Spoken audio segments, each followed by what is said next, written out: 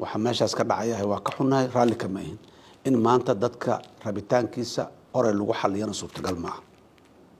rabitaanka dadka hal la ixtiraamo, qoryaha hal la dhigo. Kay waxaan fariintan soo diyaariyay u gudbinayaa dhammaan dadka Soomaaliyeed meel kasta oo ay joogaan. waxaan ugu baaqayaa dalka iyo dadkaba sidii loo nabadeyn lahaa, nabad laga shaqeyn lahaa.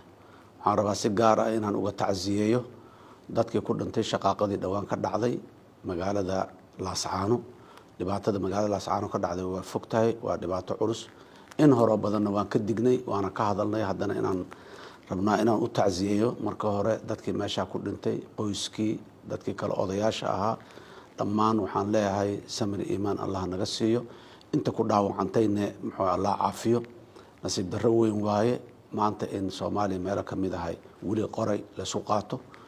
arinta Laascaano iyo Sool iyo Sanaag hadda ka hor dhowr mar aan ka hadlay. مواقفta dawladda federaalka iyo aragtidayda aniga ka madaxweynaha jamhuuriyadda aan wax weyn iskama bedelin oo ahayd mushkiladaas meesha ka taagan. dadka deegaankaas degan ee dhinac walba leh waa dad wiil iyo walaal ah, wiil iyo abti ah.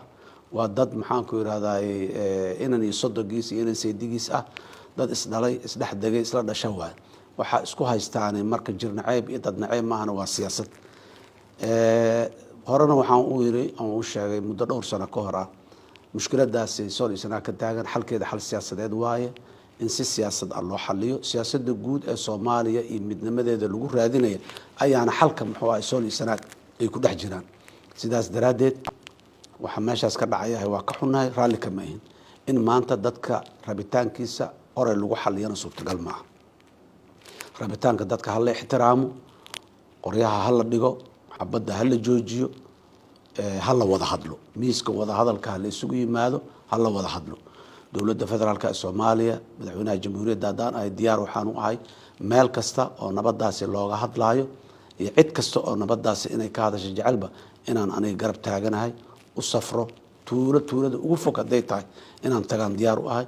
laakiin walaalayaal xalku marna kuma imaanayo qori inaan boqolaal ama kumanaan qof intaan dilno kadib korkooda hadhow aan isku gacan salaano oo aan nabadan aan ka dhalinay aan dhahno xabadka isku saarno waa laga rooyahay.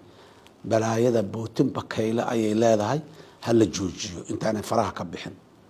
berri inaan xabadka is saarnay inaan hubo in la heshiinayo yaanan meydadkeena iyo xabaalaha dushooda yaanan ku heshiinin. dadku intay nool yihiin aan heshiino. hal la joojiyo maamulka cidda sheeganaysa, cidda odayaasha dhaqanka ah, culamaa u diinka, mas-uuliyiinta siyaasiyiinta. qof walba doorkeeda nabadeed ha qaadato. colaada Laascaano siima socon karto, lamana aqbali karo. hal la joojiyo, miiska wada hadalka la isugu yimaado. dawladda federaalka waxay diyaar u tahay inay fududeyso, ka qayb gasho, kaalmayso.